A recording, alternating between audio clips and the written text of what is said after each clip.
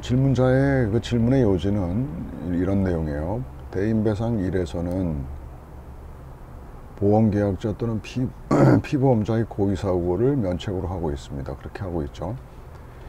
그런데 여기에 피보험자 누구든 고의사고 시 개별 적용에 관계없이 면책을 하고 피해자의 직접 청구권을 통한 구제를 하는지 여기까지 맞는 거죠.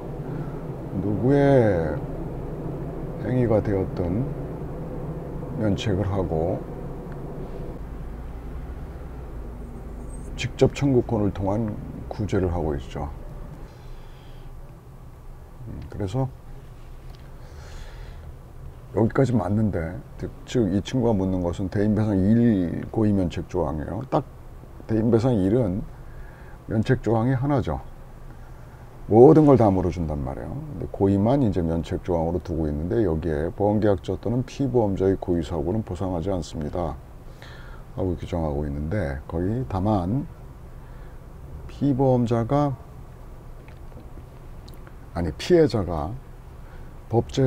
자별법 10조의 규정에 따라서 직접 청구를 행하면 보험금을 지급합니다. 뭔 말이냐면, 피보험자가 있고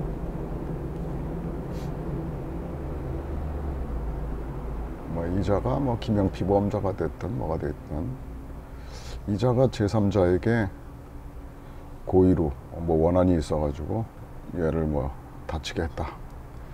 그러면 보험자는 면책입니다. 고의니까. 그래서 보험자는 면책을 시키는데 보상하지 않는데, 얘가 직접 청구하는 경우에 보험자는 이 제3자에게 보험금을 지급합니다. 이 직접 청구권은 상법 726조인가? 그거의 상법상의 직접 청구권이 아니고 자별법 10조에 직접 청구권이 있어요. 자별법은 그 1963년도인가 아마 처음 우리나라에 제정되고 시행됐는데, 이때부터 직접 청구권을 인정했어요. 왜 그랬느냐? 이 자동차보험 대인배상 1은 자별법에 의해서 강제 가입해야 하는 강제보험이에요. 강제한다라는 얘기는 뭡니까? 마치 이게 사회보험이에요, 사회보험. 사회보장적 성격을 가지고 있는 사회보험이야. 공보험의 성격이 강하다고. 그러니까 산재보험이나 건강보험이나 이런 것처럼 강제하는 보험이에요. 사회보험인데, 그래서 사회보장적 성격을 가진 것이니까 보험 가입자의 보호가 아니라 잠재적 피해자인 모든 대한민국 국민, 이들을 보호하고자 하는 취지니까, 이 제3자가 다친 경우에 국가에 대해서 마치 어버이처럼 국가에 대해서 나 이렇게 피해를 입었어요 하고 나 이거 억울하다라고 얘기하면 주겠다라는 겁니다. 그러니까 이 대인배상 1은 처음 여러분이 이해할 때, 지금 영리보험자가 하고 있어도 이 보험의 DNA는 사회보험입니다. 산재보험과 같은 맥락에서 이해해야 돼요. 산재보험금에 대해서 직접 청구권이 산재보상법에 규정하고 있듯이 자별법의 10조에, 지금은 10조인데 자별법 10조상의 직접 청구권이 이미 1963년도에 있었어요. 그러니까 그러고 나서 일반 영리보험의 책임보험에 대해서 망라적으로 직접 청구권을 인정하기 시작한 거는 1991년도 상법 개정입니다. 이때 이제 모든 책임보험의 직접 청구권을 인정했죠. 그러니까 대인배상 2의 경우 직접 청구권을 피해자는 대인배상 2 보험금을 보험자한테 청구할 수 있는데, 이 대인 2는 근거가 상법조항이에요. 대인 1은 자별법 10조라고. 그래서 여기에 약관에 그렇게 쓰여 있는 거예요. 직접 청구권을, 자별법 10조에 의한 직접 청구권을 행사하는 때에는 보상합니다. 그 피해자한테 보상하고 피보험자한테 그 금액을 이렇게 보험자가 보험금을 지급하고, 이 제3자가 가지고 있는 피보험자에 대한 손해배상 청구권, 이 권리를 제3자의 지위에 들어가서 대위 행사하는 거예요. 그러니까 보험자 대위는 아니죠, 이게. 왜냐하면 보험자 대위는 보험금을 지급한 보험자가 피보험자가 제3자에 대해서 갖는 권리를 취득하는 건데, 이건 거꾸로 보험자가 제3자한테 보상을 하고 이 제3자가 역방향으로 피보험자한테 갖게 되는 권리를 대위 행사하는 거니까 보험자 대위가 아닙니다. 그럼 뭐냐? 이 변제자 대위예요. 보험자가 대신 제3자한테 얘를 대신해서 피보험자를 대신해서 보험자가 변제를 한 후 얘에 대해서 그 갖는 권리를 이 채권자가 채무자인 이 가해자 피보험자에 대해서 갖는 권리를 대위 행사하는 것이에요. 이렇게 한 이유는 피보험자를 보호한다는 취지가 아니라 바로 자동차 사고가 사회적으로 미치게 되는 여러 가지 파급이라든지 이런 부정적인 것들을 국가적인 차원에서 해결하고자 사회보험으로 대인배상일을 만들었다. 그런데 이 한국자동차보험공사가 나중에 민영화가 됩니다. 민영화되면서 한국자보라는 주식회사로 변해요. 그리고 그 한국자보가 또 상호를 변경해가지고 지금날 동부화재로 변합니다. 그런데 동부화재로 변하니까 이제 민영화되어 있는 영리보험사업자니까 자동차보험 대인배상 2를 이 회사가 전업한다라는 거는 좀 부당하다. 다른 보험회사도 경쟁을 똑같이 할 수 있도록 하라. 충분히 납득할 수 있는 주장인 거죠. 그래서 자동차보험 2가 84년도쯤인가 84년도로 내가 기억해요. 84년도에 대인 2가 임의보험이 84년도에 다원화됩니다. 모든 보험회사, 그럼 손해보험회사 영업하도록 해라, 처리할 수 있도록 하라 하고 풀어주게 됩니다. 그때는 이미 84년도에 자동차도 꽤 많이 늘어나고 해서 충분히 그래도 다수성을 갖출 수 있다라고 판단했기 때문이에요. 그러나 대인 1은 여전히 동부화재가 그 관행대로 대인 1은 전업했어요. 독점을 했어요. 그래서 이 부분에 대해서 나머지 손해보험 회사들이 이 자동차 2만 우리가 하라고 그러는 거냐. 근데 사실 이 대인 2가 이익이 제법 괜찮아요. 왜냐하면 한도가 있는 보험이기 때문에 그 수지상 등의 원칙이나 이런 것으로 볼 때 짭짤한 면이 있단 말이에요. 그러니까 이것도 같이 풀어달라 그래가지고 90년대에 결국 규제 완화로 이걸 풀어주게 돼서 모든 영리보험사업자가 대인 1을 그리고 2를 처리합니다. 그러니까 여러분들은 자칫 대인 1을 영리보험사업자가 하니까 뭐 일반의 영리보험이야 이렇게 이해하시면 안 돼요. 대인 1은 사회보험적 성격을 여전히 가지고 있는 겁니다. 그래서 면책사유가 없는 거예요. 보험계약자 피보험자의 고의에 대해서는 면책사유로 단 규정하고 있지만 그래도 그 피해자인 국민의 직접 청구가 있을 경우에는 보상하겠다라는 이러한 규정을 두고 있는 거란 말이에요. 근데 이제 여기 이 친구의 질문을 자기가 잘 알고 있네. 그래서 질문을 이렇게 했는데 요 다음서부터 이제 흔들리나 봐요. 아니면 개별 적용하여 고의 피보험자 이외의 피보험자의 책임으로 부책하는지, 소위 대인배상 1도 개별 적용하느냐 하고 묻는 거예요. 그러면서 예를 들었는데 승낙 피보험자가 고의 사고 시 김영 피보험자의 책임 이렇게 하면서 물어봤는데 여기에 댓글이 2개가 달렸는데 이걸 보고 제가 좀 이건 좀 설명이 좀 이건 좀 교정이 좀 필요하다라는 생각을 했던 거예요. 그러면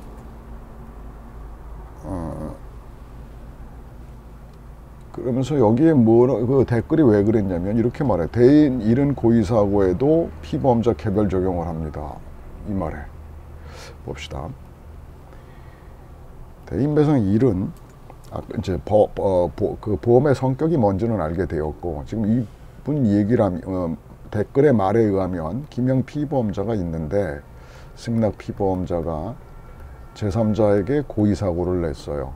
그리고 보험회사가 있다고 할 때 이런 얘기죠.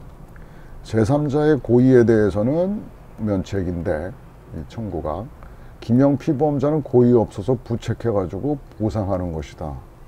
개별 적용해서 이렇게 되는 것이다고 얘기했는데 이게 아니기 때문에 이게 아니에요. 이런 식으로 생각하면 안 된다고. 이거 승낙 피보험자가 됐든 김영 피보험자가 됐든 개별 적용과 아무 관계없이 면책입니다.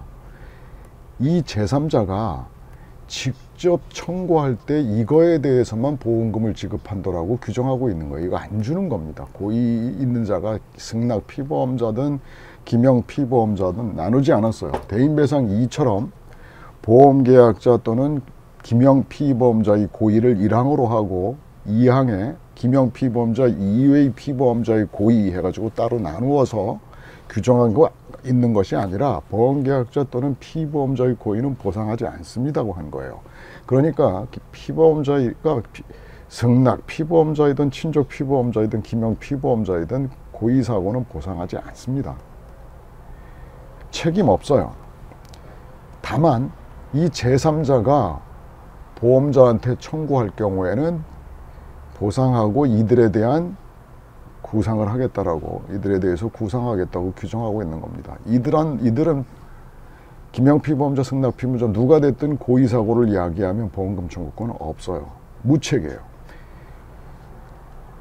정명칭을 붙이고 싶으면 그냥 개별 적용이라고 개별 적용 말을 붙이려면 기명 피보험자 피해자 개별 적용이라고 말해야 돼. 이 피해자 때문에 물어주는 거지.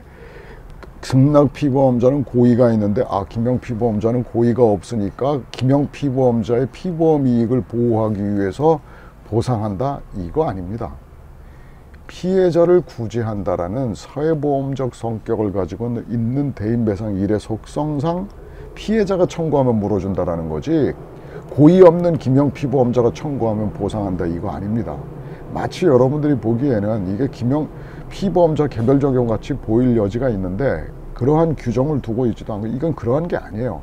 피해자의 청구에 대해서만, 그러면 피해자 개별 적용이라고 말을 붙여야 되는데 그런 말은 안 쓰잖아요. 그러니까 이 얘기가 틀렸어요. 그러니까 대인배상 1에서는 누구의 고의든 보험계약자, 기명피보험자, 승낙 누구의 고의든 보험자는 보상 책임 없습니다.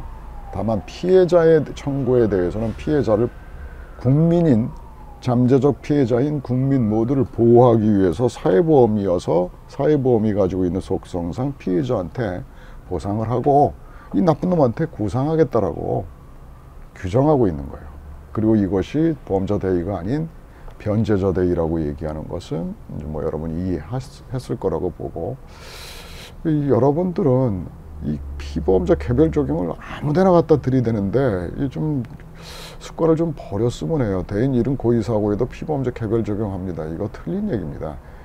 두 번째, 이건 이제 더 문제가 여기인데, 기피, 아마 기명 피보험자를 말하는 모양인데, 기명 피보험자의 고의 사고의 경우에 배상 의무자가 일명으로 개별 적용을 논할 필요 없고, 다시 말해서 기명 피보험자 혼자 지가 사고 치면 고의여서 뭐 개별 적용 논할 필요가 없고, 그렇죠. 피보험자 하나니까.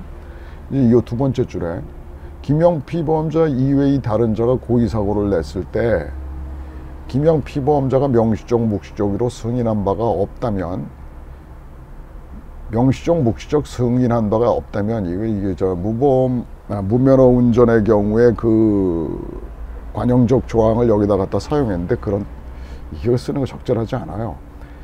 기명 피보험자가 이외의 다른 자가 고의 사고를 냈을 때 기명 피보험자의 고의가 없었다면, 이렇게 그냥 그 약관에 있는 그대로 기명 피보험자에는 고의가 없고 승낙 피보험자나 친족 피보험자에게 고의가 있을 때는 기명 피보험자를 통하여 보상 후 면책된 피보험자에게 구상합니다. 예, 약관에 그리 규정하고 있죠.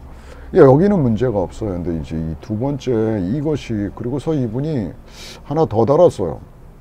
기명 피보험자 또는 보험계약자의 고의 사고는 개별 적용하지 않는다는 대인 2의 그 약관 내용이고, 계약자는 승낙 피보험자의 지위와 계약자의 두 가지 지위를 갖는데, 그럴 수도 있겠죠. 이를테면 타인을 위한 보험계약에서 보험계약자가 있고 기명 피보험자가 따로 있어요. 근데 이 기명 보험계약자가 배우자라고 합시다. 배우자가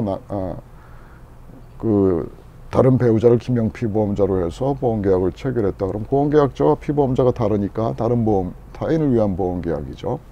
그런데 이 배우자가 만약 자동차를 사용했다 그런다면, 자동차를 사용 관리한 그때 이 배우자는 친족 피보험자니까 보험계약자이면서 친족 피보험자가 될 수도 있겠죠.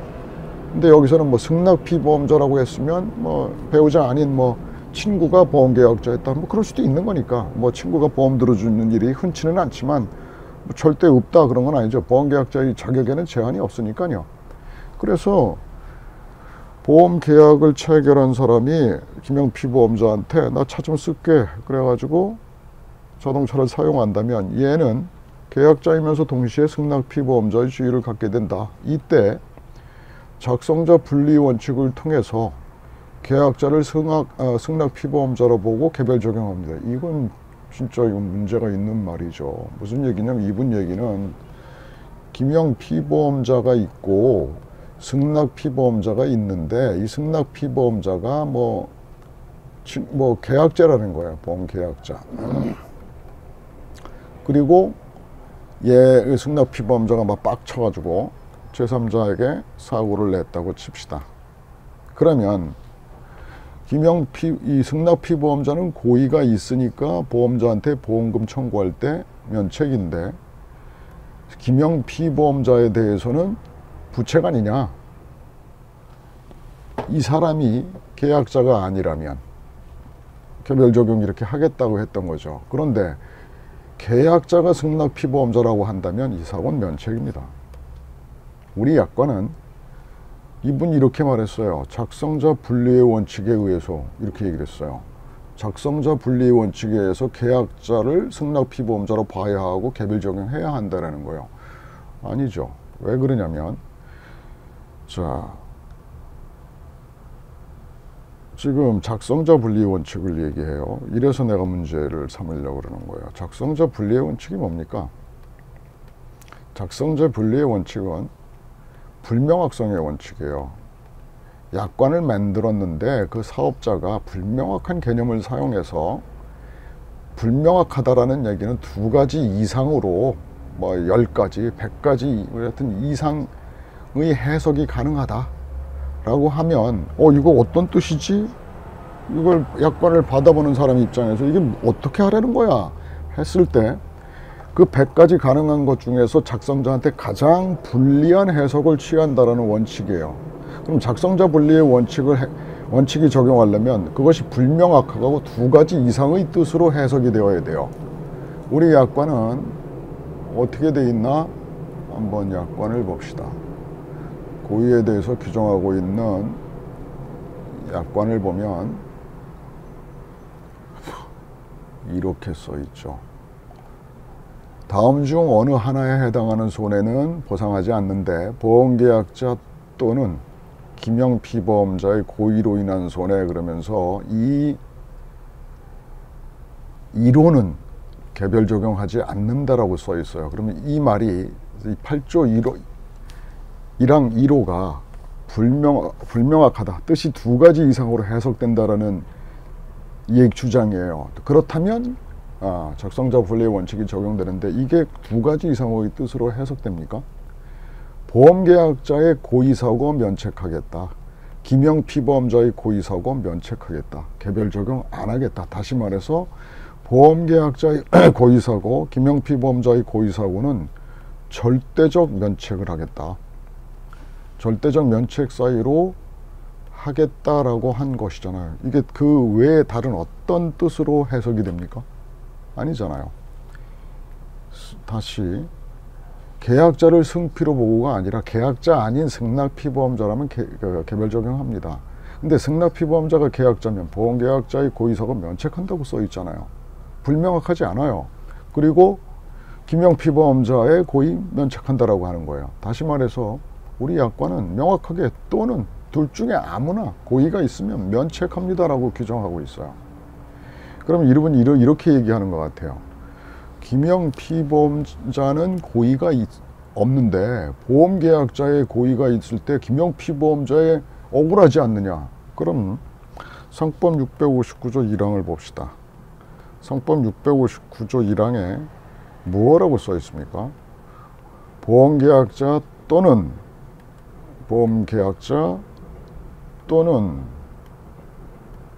피보험자 또는 보험 수익자의 고의 중대한 과실로 인한 손해는 보상하지 않는다고 그랬어요. 거기 이렇게 쓰여 있어요. 보험계약자 또는 피보험자. 이 얘기는 타인을 위한 화재보험계약이 체결되었을 때 피보험자는 전혀 고의가 없다 하더라도 보험계약자가 방화하면 면책입니다. 그럼 김영 피보험자는 방화의 고의가 없었으니까 억울하지 않느냐? 자, 그럼 보험계약자가 누굽니까? 자동차를 체결한 사람, 자동차의 보험계약을 체결한 사람, 화재보험계약을 체결한 사람, 보험계약을 성립시킨 사람이에요. 그 보험계약에 대해서 밀접한 관련성을 가지고 있는 사람이에요. 우리는 타인을 위한 보험계약에서 보험계약자가 그 타인에게 손해를 배상한 경우에는 보험계약자에게도 보험금 청구권을 인정하고 있습니다. 피보험자의 준하는 지위를 우리 상법이 인정하고 있다고요. 그자의 고의를, 이 보험계약에 밀접한 관련성이 있는 보험계약자의 고의를 면책 사유로 하는 것이 부당하다고 생각하시느냐는 말이죠. 그리고 이게 왜 모호하다고 생각하죠? 보험계약자 걔 고의는 면책이야, 또는 김영 피보험자 고의 면책이야, 그리고 이건 개별 적용하지 않겠어. 아주 명확한 규정을 하고 있는데 우선 작성자 분리의 원칙이라고 말을 하는 건 안 되죠. 승낙 피보험자가 보험계약자였다면 개별 적용 안 한다라고 하는 거예요. 그렇다면 이건 작성자 분리의 원칙이 아니고 여러분은 이렇게 따져봐야 되죠. 이런 딴지는 걸 수 있어요. 이렇게 규정하고 있는 것이 우리 상법에서 불이익 변경 금지 원칙을 규정하고 있으니까 보험계약자 등에게 상법보다 불이익한 변경이어서 무효다라는 주장을 한다면 한번 검토해 볼 여지가 있어요. 이건 명확한 거를 불명확하다라고 우기면 안 되는 거죠. 그러면 이게 과연 불이익 변경 금지 원칙에 반하는가? 상법은 보험계약자는 물론이고 피보험자의 고의를 면책으로 하고 있을 뿐만 아니라 중대한 과실도 면책하고 있는데, 중대한 과실은 면책 사유에서 빼주고 고의만 일단 면책하는 것으로 규정하고 있으니까 유리한 변경을 하는 거예요. 변경조항이지만 유리한 변경을 한 조항이어서 유효한 조항이에요.